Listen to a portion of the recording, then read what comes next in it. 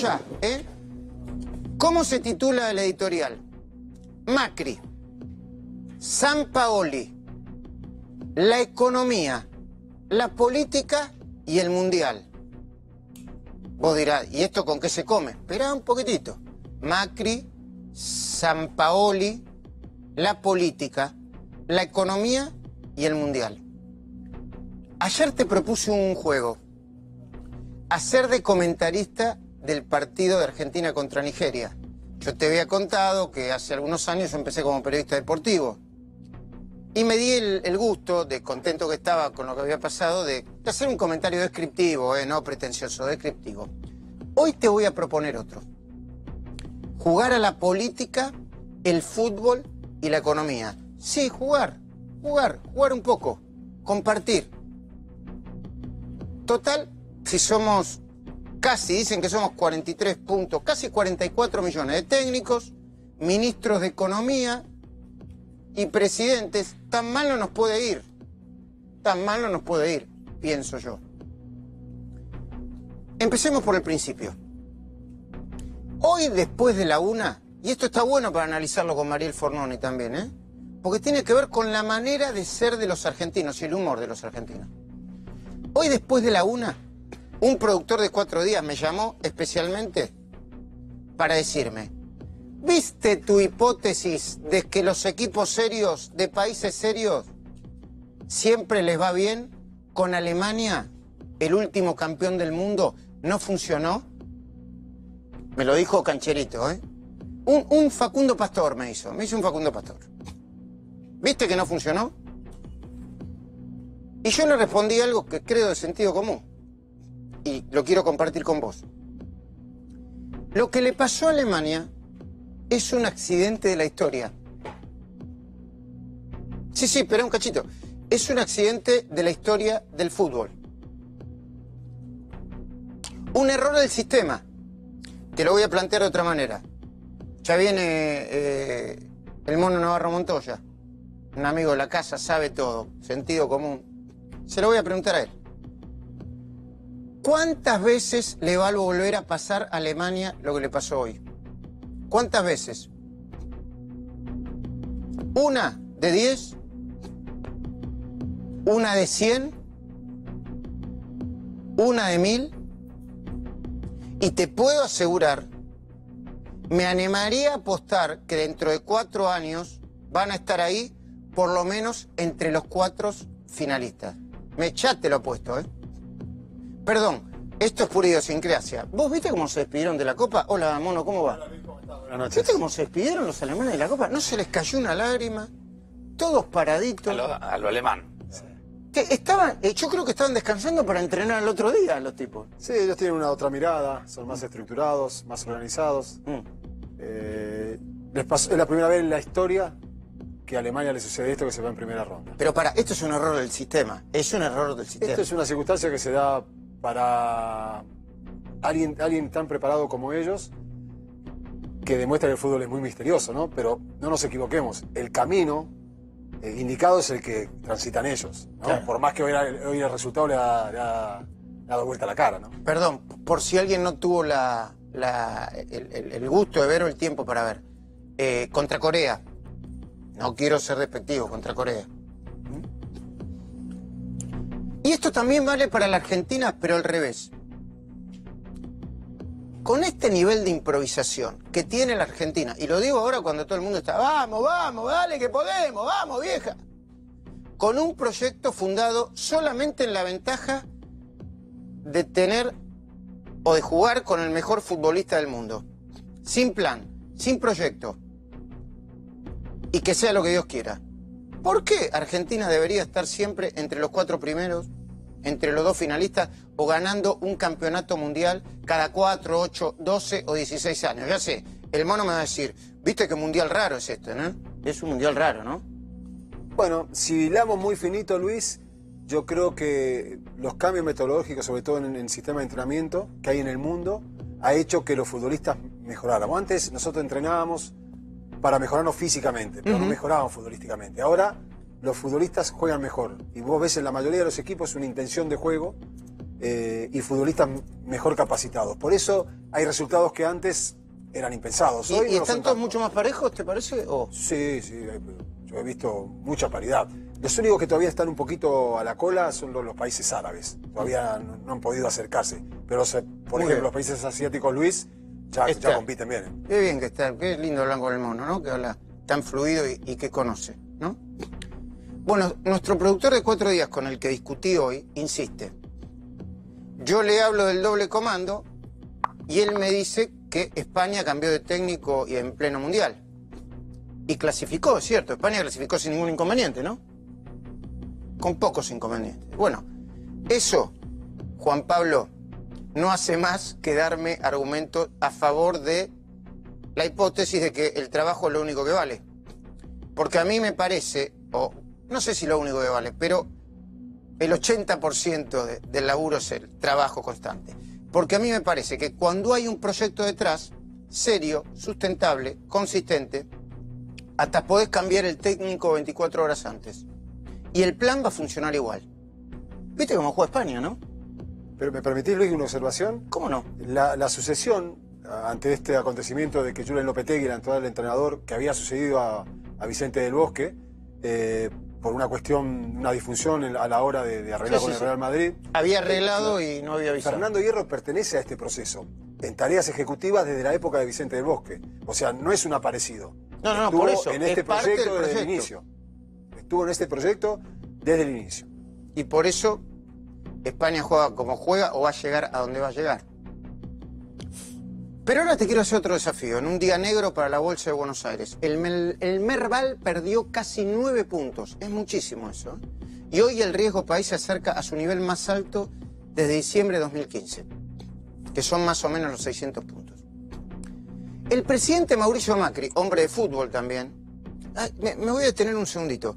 Mariel, ¿viste que el presidente le mandó un tuit al equipo y a Rojo le dijo, te quiero mucho, Rojo? Sí. ¿Funciona eso? ¿Funciona la empatía como método de comunicación? Bueno, de alguna manera a veces cuando uno está como muy en una función ejecutiva y parece como alejado y perdiendo la empatía, eso genera empatía con la gente. Sí, de alguna manera ese es un acercamiento y es alguien que hoy todo el mundo lo idolatra. Y me parece que sí, que en algún punto tratan de acercarse a la gente a través de este tipo de cosas, ¿no? O sea, no existe como a ver, no es visto como oportunista. No, me parece que no, porque en el caso de Macri siempre lo ha hecho, ¿no? Y sobre todo en términos del deporte, me parece que siempre se ha acercado y siempre ha recibido. Y además es un hombre que proviene, de hecho, Mauricio Macri siempre fue más conocido por su paso por el fútbol que por su paso como jefe de gobierno de la ciudad de Buenos Aires. Se ve como natural. Sí, se ve como natural. Se ve como natural. Sí. Bueno, el presidente Mauricio Macri dice que la Argentina está como está porque durante los últimos 70 años gastó más de lo que tenía. Te estoy haciendo una simplificación, pero es lo que dice. También dice que el mundo, por fin, y el fondo, aceptó prestarnos dinero porque cree que el proyecto de gobierno es a largo plazo y serio. Antipopulista, por eso. Dice además que el cambio de clasificación de país de frontera a país emergente es otra muestra de que estamos yendo por el rumbo indicado. Sin embargo, te pregunto a vos, ya que somos hoy varios millones de presidentes, varios millones de ministros de Economía, varios millones de técnicos, varios millones de futbolistas, ¿por qué entonces debimos soportar 2 corridas y una devaluación que depreció el valor del peso en más de un 40% desde principio de año? Idéntica a la nueva grieta que separa el periodismo deportivo, hay otra grieta política que separa a los argentinos por lo menos en 2. Y tiene que ver con un tema de actualidad. De eso vamos a hablar en cuanto esté el ministro Lombardi, por favor. Ahí está el ministro Lombardi viendo el programa, le agradecemos que esté presente, ya vamos a hablar con él. En eso tiene que ver el ministro Lombardi y se lo vamos a preguntar. Por ejemplo, hay, yo diría, una mitad del país que entiende que los despidos en Telam, 354, son una decisión correcta y de puro sentido común. Que se trata de 354 trabajadores que no podían ser soportados por la planta de Telam porque la pérdida de dinero, de calidad, era enorme. Los directores de la agencia afirman que la cantidad de empleados era inviable. Que echaron, entiendo yo, después se lo voy a preguntar, a los que consideraron los peores profesionales. Y que en las próximas horas todos ellos van a tener depositadas en su cuenta corriente la indemnización que le corresponde por ley. Vamos a hablar con él para que nos explique por qué tomó la decisión. Lo que sí me gustaría decir, antes que nada,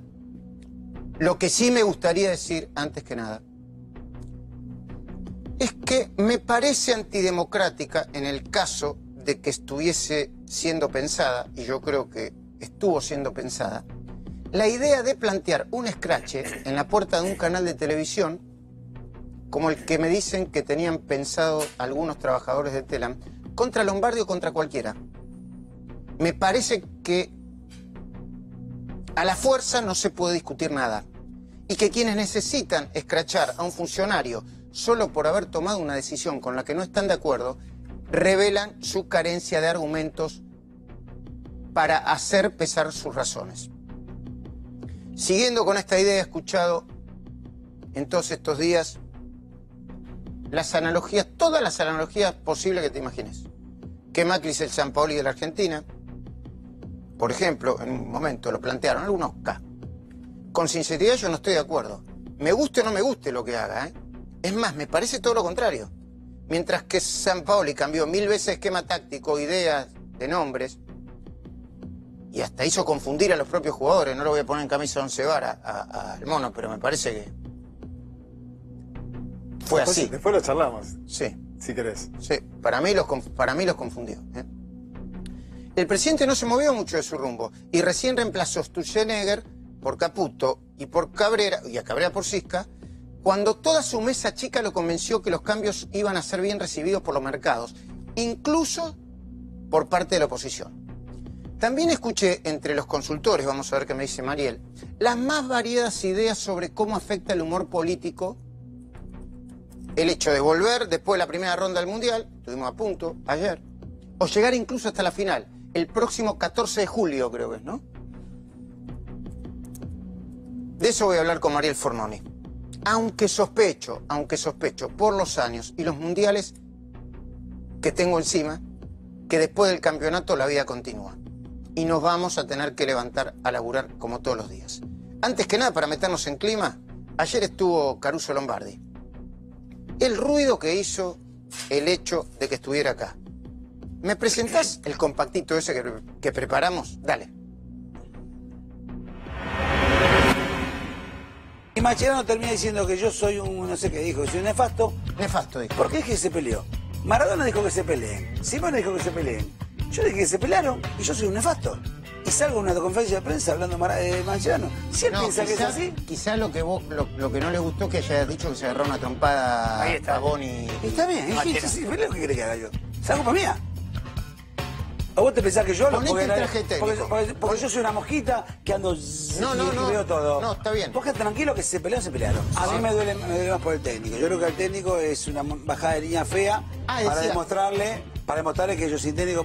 Hoy me dio mucha pena todo el técnico. La cara, cómo gritó el gol solo. ¿Bajada de línea el técnico, decís vos? ¿Los jugadores? Al técnico. ¿Por qué lo abraza Messi cuando termina el partido? Me parece que le levantó la mano y lo abrazó. Me parece que fue... Le dio una señal. Es un aspecto paternal. ¿Viste cuando vos te das lástima a alguien? No puedo ser tan hijo de puta. Vení, te abrazo. La sensación es esa. Porque al técnico le hicieron de todo. Honestamente hicieron de todo. Y a mí me duele como técnico, me duele muchísimo. Pero muchísimo porque es un tío... Más allá de... Se puede equivocar. Pero puede tener planteos buenos o malos. Pero es el técnico. A ver, Argentina no, es el técnico. En vez de enfocar a Sampaoli, enfocado a Naviglia. Eso es lo que te duele, Luis. Vos ponete el lugar nuestro. Vos ponete el lugar de un técnico. ¿Cómo se puede sentir el técnico? Ver que un compañero está dando las indicaciones y yo vos estás ahí pintado. Pero esto vení. cualquier cosa. Mira, claro, vení. Yo no le quiero caer encima. No, yo me voy. Bueno, ahí está. Antes de empezar a hablar con Hernán Lombardi, hay doble comando. Tenemos que analizar qué es un doble comando. A mí me parece que... Analicémoslo. Hablar y consensuar, siempre existió ese diálogo. Mirá, Luis, yo tuve grandes entrenadores, grandísimos entrenadores.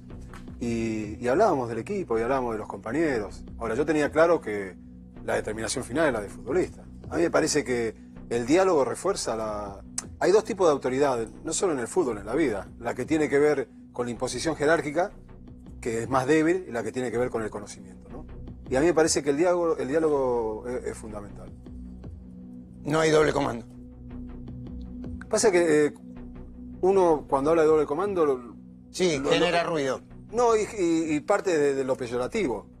Y yo en el fútbol creo que es fundamental que puede haber consenso y se pueden compartir las decisiones. Hay consenso en el diálogo. Ahora la determinación final, Luis, es del entrenador. ¿Viste el video donde le dice pongo Agüero, donde le pregunta pongo Agüero, Sampaoli a... Sí, lo vi. a Messi? ¿Y qué pensás? Ha pasado muchas veces. ¿Ah, sí? Yo he visto a Guardiola consultarle a Xavi en un partido. ¿En serio? Pongo a tal jugador, ¿cómo estás? ¿Qué hacemos? ¿Lo hacemos? Eso no, a mí No te asusta. No me asusta para nada. Ministro, gracias por atendernos. Primera pregunta. Está con Roberto Maidana, ¿no? Roberto, buenas noches. Bueno, ahí le pasó el micrófono. Roberto, buenas noches. Gracias por estar ahí, ¿eh? ¿Querés hacerle una primera pregunta al ministro, por favor? No, si querés le puedo plantear, le escuchaba porque tiene el retorno hace mucho tiempo, la situación que vos planteabas o lo que decías sobre la agencia Telam y si tiene una primera reflexión y después sigue hablando con vos porque te estaba escuchando hace tiempo. Dale. ¿Qué tal? Buenas noches a todos, buenas noches. Acá hay una situación en la agencia Telam que es muy clara de explicar. La agencia tenía 479 empleados en el 2002. Tenía casi 1000 cuando asume el gobierno de Cambiemos en 2015 y bueno, evidentemente esto significaba ¿por qué se creció la cantidad de empleados? Bueno, se transformó la agencia en una usina de propaganda partidaria durante los 10 años de kirchnerismo. Yo suscribo y apoyo las decisiones que tomó el directorio de Telam, que es un directorio muy profesional, integrado por periodistas, por Rodolfo Pousar, Ricardo Carpena, que se tomaron prolija y minuciosamente el trabajo de ver cómo proyectamos una agencia hacia el futuro. Esto evidentemente tenía una cuestión que no es grata ni amable para nadie, que tenía que ver desvinculaciones de la empresa. Durante todo este tiempo de 2 años y medio, hubo más de 61 paros en la empresa, quiere decir que esa militancia que había adentro de la empresa, esta idea de resistiendo con aguante, siguió funcionando. Y bueno, como siempre, transformaron, los propagandistas se quisieron esconder tras el noble oficio del periodismo. Entonces, bueno, como siempre en estas cuestiones, los lobos se disfrazan de corderos. Pero en esto también hay que entender que atrás hay familias, que no es amable, que no es grato, pero que nosotros tenemos que tomar estas decisiones, porque estamos cuidando el dinero de todos, nosotros tenemos que ser muy austeros. Simplemente estamos volviendo a la planta que Telam tenía en el 2002. Y esto significa que estamos cuidando el impuesto de la pequeña y mediana empresa que paga todos los días, del trabajador que paga impuestos a las ganancias. Nosotros debemos ser muy cuidadosos con el dinero de todos. Y a su vez proyectarnos hacia el futuro. Una segunda reflexión, Luis, perdóname, es... Sí. Todo cambió. Internet cambió la vida de todos y por supuesto revolucionó los medios de comunicación. Entonces, mucha gente se informa por Internet, entonces... ¿Cuál es el sentido último de una agencia de noticias hoy?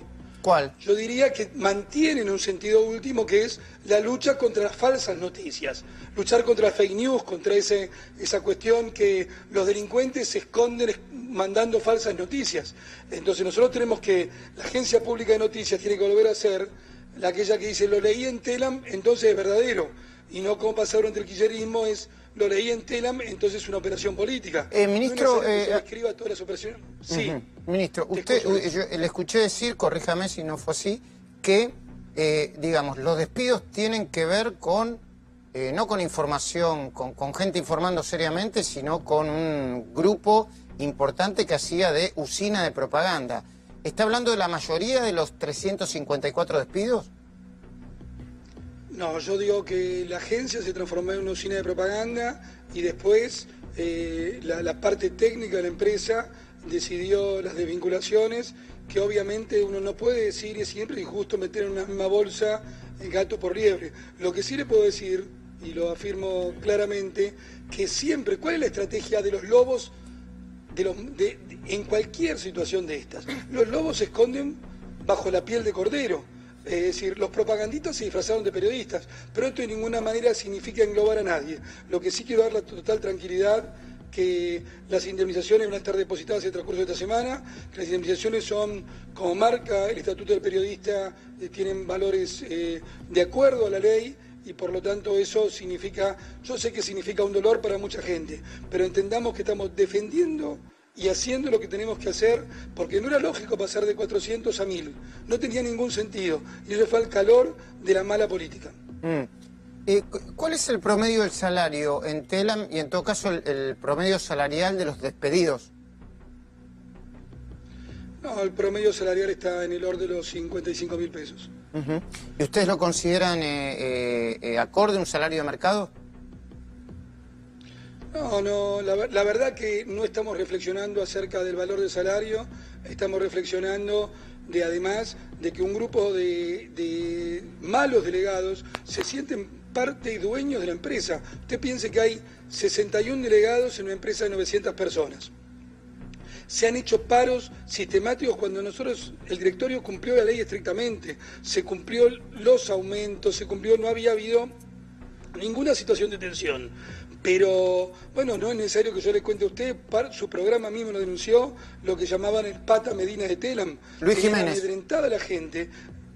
Luis Jiménez, que hoy estuvo en una marcha, cuando la justicia le prohibió asistir, usted no hay antecedentes, Luis, la Cámara le prohibió al señor Jiménez asistir, que es el secretario general del gremio que opera en Telam, le prohibió asistir a la empresa por considerar un peligro para sus compañeros y para los bienes de la empresa. Bueno, están las denuncias de acoso sexual que se hicieron públicas hace poco tiempo. Y tengo entendido, porque vi un video por ahí, que el propio Hugo Moyano apoyaba a los trabajadores de Telam despedidos, pero lo hacía a través del propio Luis Jiménez, ¿no? Supongo que están vinculados o son aliados políticos o sindicales. Sí, siempre Jiménez se vinculó dentro de lo que se llama el moyanismo. Yo la verdad que quiero pensar que el señor Moyano no conoce cómo las denuncias que tiene por corrupción. Bueno, el sindicato, usted sabe que el sindicato del señor Jiménez nunca se le pudo encontrar todavía el domicilio. Se supone que funcionaba en una librería. Digamos, las irregularidades, ahí el directorio de Telam, por eso se puede actuar hoy. Hizo un minucioso trabajo encabezado por el señor Bouzat, tienen más de 14 denuncias penales, muchos de los cuales la Oficina Anticorrupción las hizo suyas y la justicia las hizo suyas. Por eso estamos pudiendo actuar en este momento. Ministro, ¿este es el principio de un fuerte ajuste o recomposición del gasto en todos los sistemas públicos? Los sistemas de medios públicos, perdón. Nosotros seguimos actuando con total austeridad. Tenemos que cuidar el dinero de todos. Es evidente que tenemos que cuidar el dinero de todos porque era imprescindible, insisto. Los despilfarros son malos siempre. Y estamos cuidando cada peso de cada uno de los argentinos. Pero yo creo que estamos trabajando también con mucha fuerza en la televisión pública, pero se ha llegado, concretamente estamos funcionando. Ustedes recién hablaban del Mundial. Estamos transmitiendo el Mundial, también con un gran esfuerzo de austeridad, pero creo que es una transmisión muy digna que todos los argentinos lo pueden disfrutar. 32 partidos del Mundial, a través del y de la nueva plataforma Contar. ¿Por qué insisto con la nueva plataforma Contar? Porque los medios públicos tenían que modernizarse. Hoy podés ver el Mundial en tu iPad, en tu celular, en forma gratuita, a través de Contar. Era parte de una modernización necesaria de los medios públicos. Muchos preguntan a través de las redes sociales y colegas, ¿cuál fue la inversión que hizo en producción periodística Canal 7 para ir al Mundial? ¿Cuánto se le pagó a los periodistas? ¿Si le paga torneos y competencias o si le paga el canal público? ¿Si están equilibrando las cuentas con la recaudación publicitaria? ¿Me puede dar un panorama, ministro? Sí, con todo gusto. La verdad que estamos muy satisfechos. Algo ya hemos contado, pero a medida que vamos viendo qué sucede en el Mundial, como nos comprometimos, a dar el viernes antes que termine todos los números, pero le puedo adelantar algunos. Ya hemos ahorrado 16 millones de dólares con respecto a los derechos del Mundial, comprados a la misma empresa. ¿Por qué a la misma empresa? Porque acá hay un solo vendedor. La FIFA designa para Argentina un solo vendedor, que es la empresa Torneos. Entonces nosotros, lo que la gestión anterior pagó 19 millones de dólares, nosotros vamos a pagar 3. Y el resto va a ir con publicidad, así que estamos satisfechos de eso. Ahí hay un ahorro de 16 millones de dólares. Con respecto a la producción, obviamente lo vamos a terminar, porque usted sabe si Argentina se clasifica, si no se clasifica, si pasa cuartos, si pasa octavos, pero cuando publiquemos el viernes, antes de la final del Mundial, los números, yo creo que también ahí vamos a tener un ahorro significativo, que es ahorrar la plata de todos los argentinos. ¿Se podía haber planteado la producción o la presentación de los periodistas por licitación? ¿O cómo lo hicieron? ¿Cuál fue el mecanismo?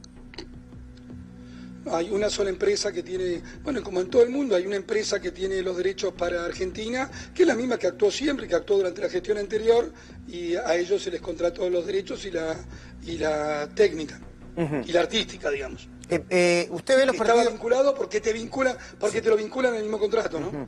¿Está viendo los partidos que se transmiten en Canal 7? Sí, estoy viendo. De paso, déjeme pasar un aviso. El otro día criticaba mucho a un relator cordobés, el señor Romero, y yo entiendo en un partido de la semana pasada que juega Japón. Y a mí me parece que hay la oportunidad de todos los argentinos. A mí me enorgullece que estén las figuras más conocidas y que haya figuras menos conocidas. A veces tenemos que entender que el país somos todos. Nos hemos acostumbrado, muchas veces, a los relatores de Buenos Aires, pero también es darle oportunidad a los relatores del interior. En este caso, un relator de Radio Nacional, que además de relatar para Radio Nacional, va a transmitir un par de partidos para televisión pública. Bueno, usted no tiene por qué estar dentro de las internas y discusiones de la Asociación del Fútbol Argentino, pero hay una versión que dice que en el famoso audio de Diego Maradona planteó la idea de que Ruggeri le quería hacer una especie de golpe de Estado a Tapia. ¿Se informó, lo asimiló? ¿Cuál es su mirada sobre eso? Y que está usando la pantalla de alguna manera para eso. Mire, yo la verdad que opino de lo que conozco. Creo que es uno de los problemas que tenemos los argentinos, entre tantos cambios culturales que tenemos que hacer, es profundizar de lo que uno conoce y no ser todólogo. No entiendo mucho de eso, lo que le puedo decir es que estamos viendo un gran mundial y que los hinchas de Vélez lo disfrutamos mucho. Muy bien.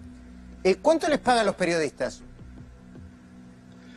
Es parte de lo que nosotros le contratamos a la producción, eso va por la producción y además hemos conseguido también a ponerlo a riesgo. Si no venden la publicidad, el riesgo lo toman ellos. O sea que no es no hay un salario estipulado, sino que hay una coproducción con... A ver, explíqueme. Sí, nosotros, para ser bien claros, en el tema derechos, nosotros desembolsamos los 3 millones de dólares y después, comparados con los 19 que tomó la gestión anterior, así que ya tenemos un ahorro de 16 millones de dólares. Y con respecto a la producción, también pusimos una parte de la producción a riesgo de la empresa productora. Muy bien. Quiere decir que si no se vendiera la publicidad necesaria, no pagaríamos nada.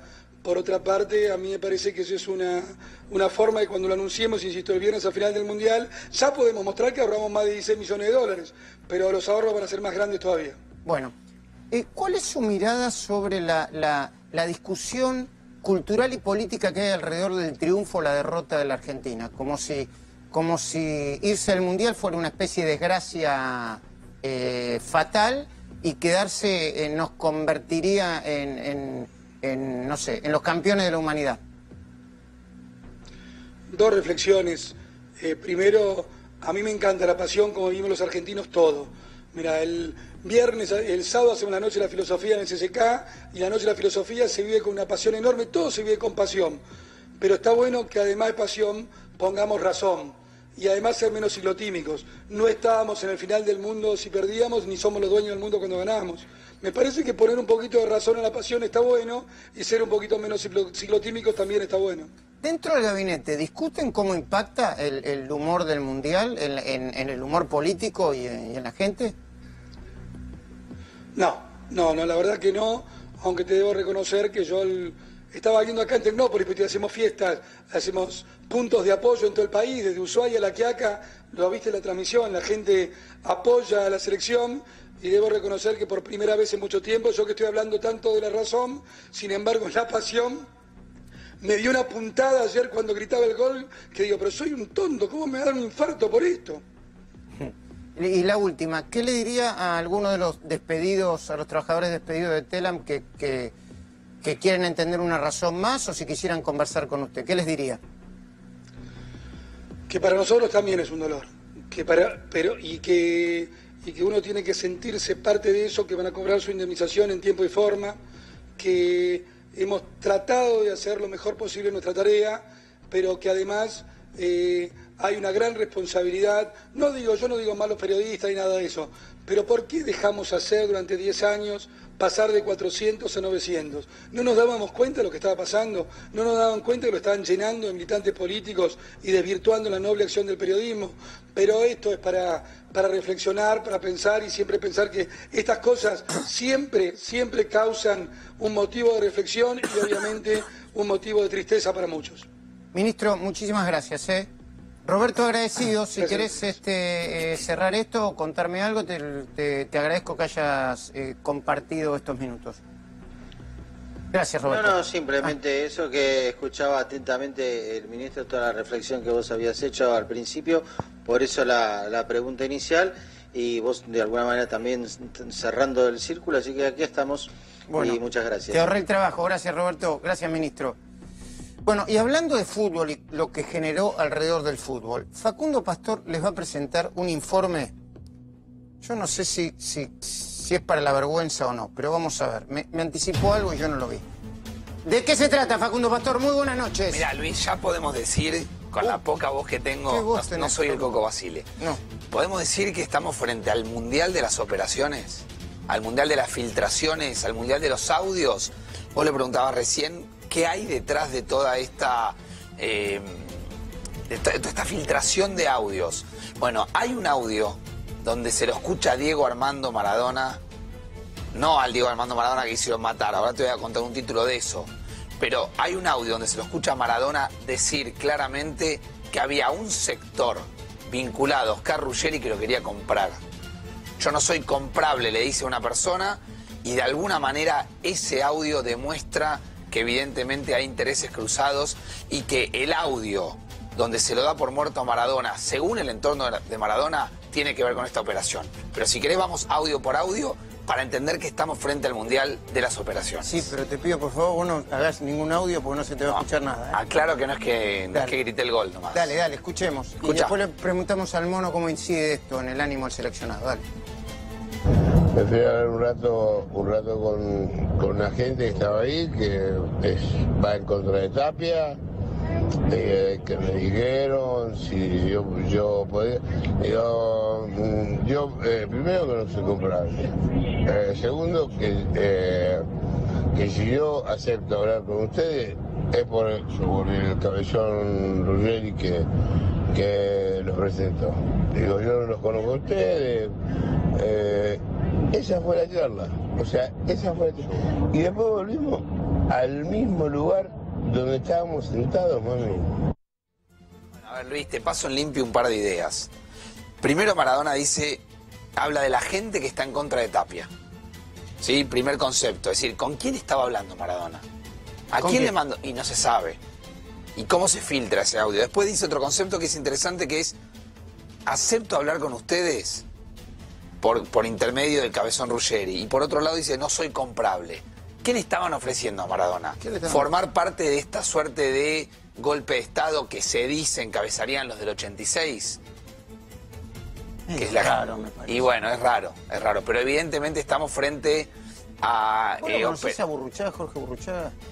Tengo referencias a su familia y tengo las mejores referencias. Yo lo conozco, es una persona muy lejos. Yo lo veo, a Burruchaga por lo menos, lo veo muy lejos, digamos. Pero bueno. Pero no lo nombran a Burruchaga en el audio. No lo nombran, no es Burruchaga, no. Bueno, eso es una operación. Ok.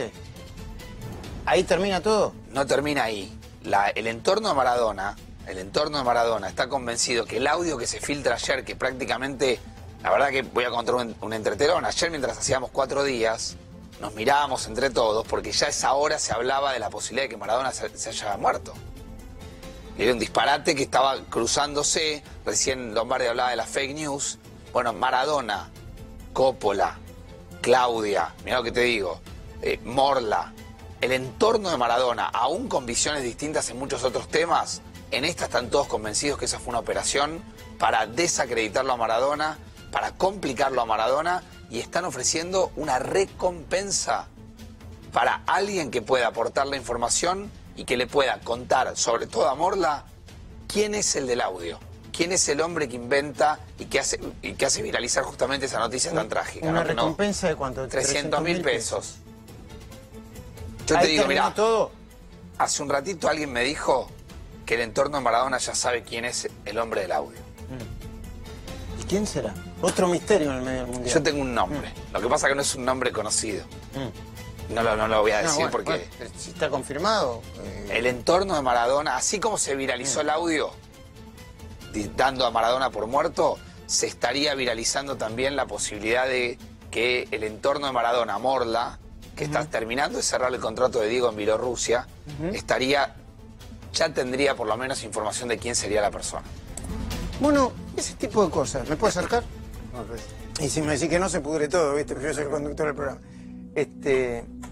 Ese tipo de cosas, ¿le llegan a los jugadores? ¿Todo? No, uno se entera, pero no quiere decir que le dé importancia. A mí, como protagonista o como un exfutbolista, mejor dicho, como un futbolista que no puede jugar más, porque futbolista vamos a ser siempre, lo siento todo muy lejano y poco creíble, ¿no? Y pensando en los chicos, en que están ahí en la concentración, tratando de lograr los objetivos deportivos, me parece que no tiene... Creo que tienen otras preocupaciones. ¿Qué pasó de ayer a hoy para vos en la cabeza del grupo? Bueno, yo creo que a veces los futbolistas necesitamos de esos golpes anímicos que vienen de la mano del buen rendimiento que para mí tuvo Argentina en el primer tiempo. Y... Perdón, ayer Caruso Lombardi, yo te digo, a mí me hace reír Caruso. Porque Caruso Lombardi dio vuelta a toda la tabla y dijo: yo soy el responsable de que reaccionaran a mí porque se enojaron conmigo, entonces se sacudieron un poquitito y salieron y pusieron todo. Bueno, los grandes responsables y los grandes protagonistas en esto son los futbolistas. Yo sé que a veces los deseos de celebridad o de tener un protagonismo muchas veces nos hace caer en el ridículo, ¿no? Y yo creo que muchas veces buscamos las razones de lo que pasa en el campo lejos de la cancha. Y las verdaderas razones están ahí adentro, ¿no? Y también muchas veces pasa que uno no tiene mucho acceso porque lamentablemente entre las reglas que hay en la FIFA, en los clubes, esa política de incomunicación que hay a veces que aleja al futbolista del hincha y de todo el mundo, que es muy nociva, uno al no tener información muchas veces empieza a inventarla, a fabular, ¿no? O a suponer. Y después también depende de la intencionalidad de cada uno. Yo cuando hablan de las fake news y de los audios, los videos, para mí son poco creíbles. No le doy demasiada importancia. Che, ¿Armani te impresionó? Sí, Armani ayer fue vital para el resultado. Porque ¿viste qué seguridad que le dio? Los arqueros muchas veces tenemos mucho protagonismo y nos pueden jugar por la cantidad de las intervenciones. Pero ayer Armani fue vital y trascendente por la calidad de la intervención, porque tapó mano a mano cuando el partido estaba empatado, ¿no? Pero además vos viste que tranquilo jugaba. ¿No te da la sensación de que no daba seguridad? Muchas veces no pasa por tener muchas intervenciones para demostrar seguridad, ¿no? Tiene que ver con la presencia, con el aplomo. Y cualquiera de los tres arqueros de la selección, inclusive Franco, para mí son arqueros que a mí me dan seguridad, me brindan seguridad, con características distintas, ¿no? Cada uno. Sí. ¿Viste el partido hoy de Alemania? Sí, se lo vi, por supuesto. Y Corea, raro, ¿no? Sí, claro. Siempre es raro ver un campeón del mundo irse en primera ronda, ¿no? Pero puede pasar, el fútbol es misterioso, se relativiza todo, ¿no? A veces los proyectos y los procesos que son los adecuados para alguna vez alcanzar el éxito, a veces quedan en el camino, pero justamente los proyectos están por encima de los resultados, ¿no? Justamente uno ve la solidez de un proyecto no cuando gana, sino cuando pierde. Esperame un segundito que enseguida lo seguimos. Bueno, hay una información de último momento. Falleció, digámoslo, Lucía Salinas, buenas noches. Falleció, como se esperaba ya hace tiempo, ¿no? La madre de Lázaro Báez. Sí, falleció en Río Gallegos hace pocas horas y la novedad es, Luis, que el empresario preso ya hace 2 años por lavado de dinero pidió autorización para viajar para el entierro de su madre. El Tribunal Oral Federal 4, que es el que tiene a cargo el juicio oral contra Lázaro Báez, autorizó su traslado. El Servicio Penitenciario Federal ahora tiene la responsabilidad de hacer todos los trámites correspondientes y la logística para el traslado de Lázaro Báez hacia la ciudad de Río Gallegos. Se estima que todo va a terminar de resolverse mañana a la mañana a primera hora. Y ya que te tengo, dame la otra información para anticipar, que es importante también y que tiene que ver con causas judiciales. Dale, Lucía. Sí, hoy declaró por primera vez en una causa por lavado de dinero Hugo Moyano. Tenemos datos sobre su defensa, sobre lo que dijo una causa en la provincia de Córdoba. Perdón, donde... es una declaración indagatoria, ¿no? Sí, es una declaración indagatoria. Él está imputado por lavado de dinero y defraudación. Es por la compra de unos lotes en La Falda que se hicieron a través del sindicato de camioneros. ¿Cuál es el principal escollo de esta causa? El monto que pagó el gremio fue de 6 millones de pesos por 5 inmuebles. 2 meses antes, esos inmuebles habían sido comprados por 310.000 pesos. Esta diferencia entre una primera compra y a cuánto finalmente lo termina adquiriendo el gremio de camioneros llevó a la Procelac a realizar una denuncia sospechando que hay una clara maniobra de lavado de dinero en esta operación. ¿Qué dijo hoy Hugo Moyano durante su indagatoria, donde respondió preguntas y también presentó un escrito? Que todo se trata de una causa política. Rechazó además que haya tenido algún tipo de ganancias ilícitas y la acusación también que recae sobre él es defraudación, porque todo se hizo a través del sindicato que él dirige y que no es la primera operación financiera que está bajo sospecha y que involucra millones de pesos de sus asociados. Está complicado en esta causa, Moyano, ¿no? Está complicado porque toda la documentación que hay en esta causa la firma Hugo Moyano como apoderado y representante del gremio. Y explica cuál es el kit de la cuestión para que lo entienda mi mamá, mi tía. Hoy una serie de terrenos que Hugo Moyano hoy dijo ante el juez Sánchez Freite, que lleva esta causa, que eran estratégicos, que se encontraban cerca de un predio del sindicato de camioneros, que estuvieron haciendo una serie de obras y que necesitaban tener más espacio. Compran estos terrenos en la localidad de La Falda. Cuando ellos lo compran al valor de 6 millones de pesos. Pero esos terrenos, solo 2 meses antes, tuvieron un valor de 310.000 pesos. Esta gran diferencia entre un valor inicial y el valor final que termina pagando el sindicato que dirige Hugo Moyano despertó las alertas en la Procelac, que es la Procuraduría que investiga maniobras de lavado de activos desde el Estado. Realizan esta denuncia, pasa al Foro Federal en la provincia de Córdoba, porque es donde se realizó la maniobra, y allí lo que el juez dice: acá hay números que no cierran, hay una brecha muy grande entre un valor y el otro, y es lo que hoy no pudo explicar fehacientemente Hugo Moyano, porque lo único que dijo es que esto era una causa política. Esa foto es de hoy, la que están viendo es la foto de cuando entra a la indagatoria, ¿eh? Bueno, enseguidita, en segundos, Hugo Machiavelli, hablando de Moyano, de Independiente, del fútbol, de los Barra Bravas, les va a presentar una nueva escucha de Bebote Álvarez. Aguántenme unos segundos. Chacabuco, donde todo comenzó. Excelente relación precio-calidad. Chacabuco, otro vino de bodegas Los Haroldos.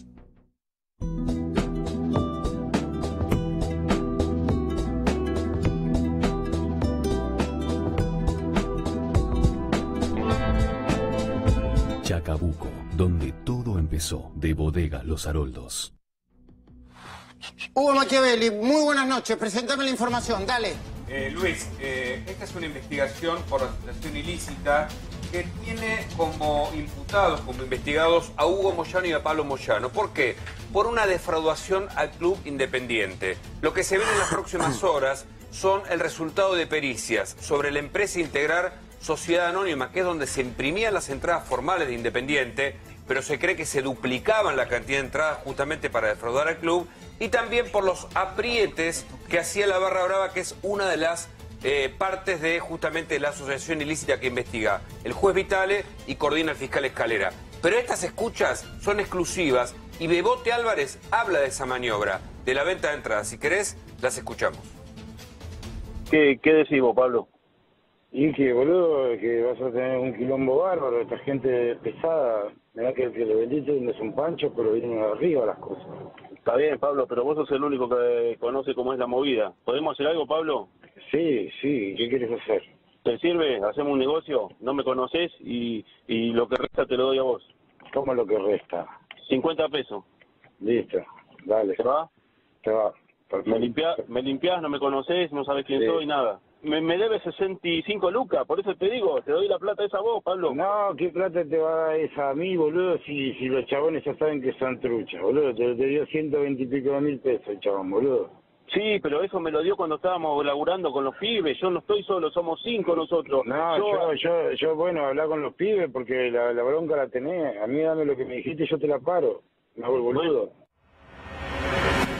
Bueno, está clarito ahí, ¿no, Hugo? Exactamente, cómo funcionaba la organización que vendía entradas truchas ilegales, impresas justamente por eso en la empresa que contrataba Independiente. Norainakis, el vicepresidente, está detenido. En el otro lado está Petrov, Bebote Álvarez, el resto de los barras. La segunda escucha. Fíjate porque es gente peligrosa, no son boludos los que vos compraste, que te compró es un tarado. Sí. Entonces Bueno, ahora se quiere dar un tiro, ese que te compró la entrada a vos, ya se quiere dar un tiro antes que se lo den lo otro. Bueno, dale, Pablo, hablamos y rescato algo para vos. Dale. Por un lado, Luis, es un negocio millonario. Millonario, en un solo partido se ve que se recaudó como 1 millón de pesos. Pero por otro lado es gente muy pesada. Tan pesada es que esta persona que habla con Bebote le secuestró a la propia hija de Bebote Álvarez. Bueno. Esto es una información extrajudicial para que Bebote le cumpliera con una cantidad de entradas que estaban pautadas en un negocio que era habitual y que se multiplicaba, reitero, todo el tiempo. Bueno, ves, nosotros arrancamos el programa haciendo una editorial sobre fútbol, economía, política. Ahora vamos a hablar con Mariel Fornoni y cómo impacta este clima, este humor social en las encuestas, ¿no? Hay algunos números medio raros sobre Macri que me gustaría preguntarte, Mariel. Pero yo tengo el recuerdo que el Mono Navarro Montoya sufrió y mucho a los barra bravas. Lo que significa que esto viene de hace mucho tiempo y que no hay un sistema para proteger, por ejemplo, a jugadores como el Mono que lo sufrió. Vos lo bancaste, yo lo recuerdo, Mono, a vos te volvieron loco, ¿no? Es un mal endémico del fútbol argentino. ¿Qué te pasó a vos, Mono? A ver si yo recuerdo mal. No, lo normal que pasa, hay una gran desprotección, no solo de los futbolistas, de los hinchas, también de los dirigentes, porque... Te apretaban, te pedían guita. Sí, porque, a ver, son los delincuentes que se han instalado como en cualquier otro estamento de la sociedad en el fútbol, ¿no? Y hay una desprotección, no de ahora, de hace mucho tiempo, y esto es algo que tenemos que solucionar indudablemente, no solo en el fútbol. Bueno, viste que la pregunta de fondo que hacíamos es, ¿puede una organización que con barras bravas, en un fútbol que en el mundo es el único país donde se juega sin hinchada visitante, puede ganar un campeonato mundial naturalmente, con un método de trabajo? ¿Puede estar aislado de esa locura y de esa improvisación? Está claro que nosotros tenemos que mejorar muchas cosas, ¿no? Pero yo tengo una mirada optimista, Luis, porque hay muchas cosas para hacer y lo importante es que haya la voluntad. Está claro que estamos rezagados, esto es evidente, pero me parece que esta decisión la tenemos que tomar desde hace mucho tiempo a esta parte. Después, el fútbol relativiza todo, ¿no? El fútbol es misterioso y por ahí proyectos o procesos que no se han extendido en el tiempo, que no son sustentables, hablo en lo deportivo, terminan teniendo éxito. Pero lo normal es que los proyectos como Alemania, como España, como el que está acá al lado, el de Uruguay, con el maestro Tavares, o de Colombia, con José Peckerman, tengan más posibilidades de tener éxito. Claro, por el tiempo y porque son efectivos y sustentables. Mono, la última. ¿Viste a Francia? La vi a Francia, sí. ¿Y? Es un rival duro, Luis. Mucha diferencia física, ¿eh? Yo creo que nos va a ofrecer complejidades superiores a la de los 3 rivales. ¿Promedio de edad de los chicos de Francia? Sí, son jóvenes porque... 22. Juega 22. Varane, Pogba, Mbappé, Dembélé que está en el banco, Matuidi. No, es un buen equipo Francia. Nos vamos a tener que defender con la pelota. Va a ser fundamental. Y ante la pérdida de balón estar muy cercanos, muy cortitos. Pero ojo, también te digo una cosa, Luis. A los franceses les hubiera gustado que en el vestuario de enfrente se estuviera cambiando Nigeria y no Argentina. Sí, bueno, supongo que sí. Bueno, muy agradecido, ¿eh? Por ahí quédate ahí que siempre tenés algo para ayudarme. Muy buena onda, el Mono. Gracias, Luis. Mariel, ¿vos sabés algo de fútbol? Sí. ¿Viste? Me gusta. ¿Viste el partido? Sí. Sí, por ese humor supuesto. que había, la cantidad de infartos que debió haber habido ayer, en serio te digo. ese humor que había. Hola, Marcelo Araujo, querido, ¿cómo estás? Buenas noches. ¿Impacta en lo político, en lo social, en la sociedad?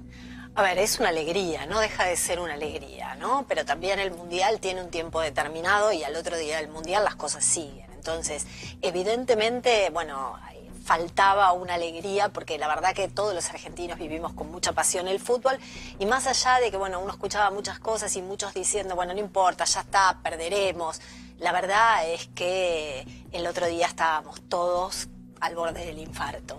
¿Y el gobierno mide esas cosas en los track diarios? Mira, a ver, yo creo que evidentemente estará agradecido por todo esto porque siempre algo colabora, pero sabe que no es fundamental. Hay muchos que nos preguntaban y nosotros mirando mediciones anteriores si esto impactaba en la medición del mes siguiente. En el último Mundial, Cristina creció 1,5 puntos después del Mundial. Ajá.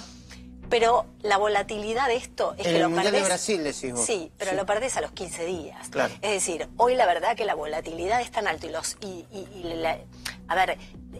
las expectativas y las variables que inciden hoy en el humor social son tantas que la verdad que esto alegra evidentemente y te saca un poco de en vez de estar todo el día escuchando las noticias y la política y se subió, bajó el Merval o se subió, bajó el dólar.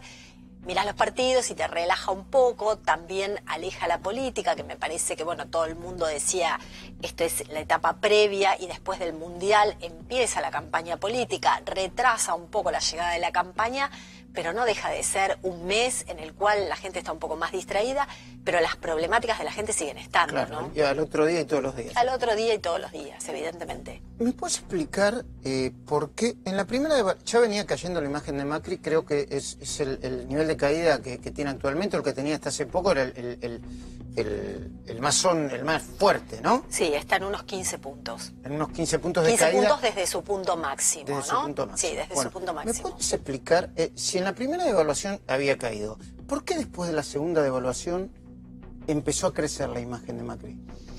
Nosotros no tenemos un recupero de la imagen. Ajá. Nosotros no lo tenemos. Todavía por lo menos no lo tenemos marcado. Tal vez haya habido alguna medición de alguna consultora que haya salido un poco antes que nosotros. Sí.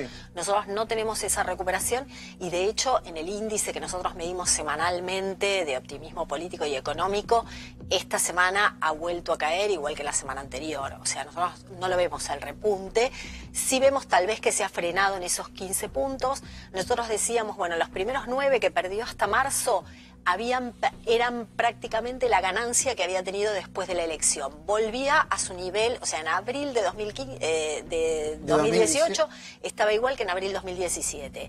Lo que había perdido era la ganancia. Después con la devaluación y con las preocupaciones económicas. Hoy prácticamente, si uno suma los temas económicos, el 60% de la gente está preocupado por temas económicos. Fundamentalmente inflación, pero también desocupación, tarifas y además hay una diferencia. Hasta hace un tiempo, los que estaban preocupados por la economía eran fundamentalmente quienes desaprobaban la gestión de gobierno. Hoy ya es parejo. Están preocupados por la economía, quienes aprueban la gestión de gobierno y quienes las desaprueban también. Te quiero hacer una pregunta, me la contestás en segundos, por favor. La pregunta ¿es cierto que empezó a cambiar o a preponderar, más allá de la bronca y el enojo, una sensación muy profunda de miedo? De miedo, ¿eh? Y me explicás por qué, si esto es así. Enseguida, por favor. Chacabuco, donde todo comenzó, excelente relación precio-calidad. Chacabuco, otro vino de bodegas Los Haroldos.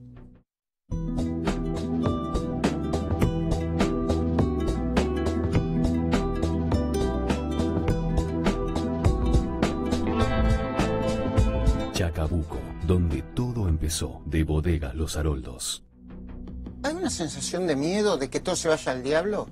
¿Y que Macri funcionaría como un aceptable piloto de tormentas en ese contexto? Sí, en el caso de miedo, digamos, uno dice, bueno, la gente se pone más conservadora. Yo no creo que sea una sensación de miedo. Creo que sí hay una sensación de mucha preocupación, eso está claro. Y también es cierto que es como que nadie termina, o sea, la dirigencia política cayó en su consideración en su conjunto, es decir, el gobierno pierde nivel de aprobación, pierde imagen y demás, pero también no hay ningún hoy dirigente político, ni siquiera quien, podríamos decir Cristina Fernández, que podría ser quien esté más que sea como Sí. el otro extremo que esté capitalizando esto. Entonces, ¿qué pasa hoy? La gente está muy preocupada y todo esto va a la bolsa del descontento. Por eso decíamos, bueno, el fútbol es una alegría, pero la verdad es que la sensación es de descontento y de mucha preocupación. ¿Qué dirigente peronista racional o ilustrado, viste, le ponen muchos adjetivos, podría capitalizar, o qué dirigentes podrían capitalizar ese descontento? Bueno, la verdad que hoy lo que uno ve de ese lado es fundamentalmente Liga de Gobernadores, ¿no? Gobernadores peronistas tradicionales, Schiaretti, Urtubey, es decir, Uñac, algunos más jóvenes, algunos con más experiencia, pero me parece que pasa por ahí, ¿no? Bueno, Mariel, muchísimas gracias. No, por favor, a muy vos. agradecidos.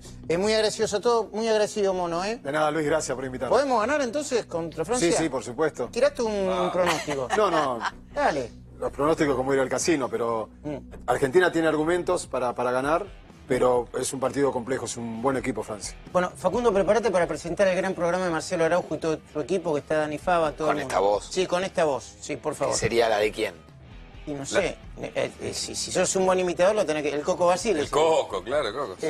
Hugo Machiavelli, gracias por ser como sos, no, muchísimas no tenés por gracias. Sí, Lucía Salinas, muchísimas gracias, Hemos recibido muchos piropos de amigos míos que te mandan, que hoy estás muy bonita y muy clara, Dale, ¿Quién es Facundo. Luis? Dale. ¿Quién es Luis? Necesitamos nombres No, acá. Dale, Caruso, Facundo, no Caruso. me hagas esperar. Dale, Facundo, que tienen que entrar los chicos. Dale. ¿A dónde vamos? ¿Cómo a dónde vamos? Margen del mundo. A comer y Mi leer. nombre es Majul, pero hoy tengo la voz como el Coco Basile. No, qué mal, qué mal. No puedo hablar. Insoportable, insoportable. No puedo hablar. Llévenselo, como